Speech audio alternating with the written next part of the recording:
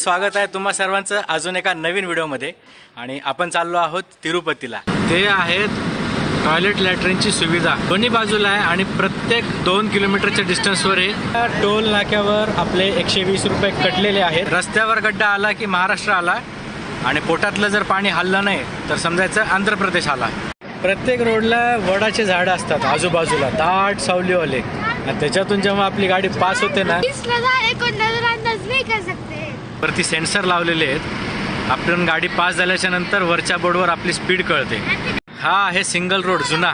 या रस्त्याच्या दोन्ही बाजूला हिरवीगार झाडी वडाचे झाडं मस्त।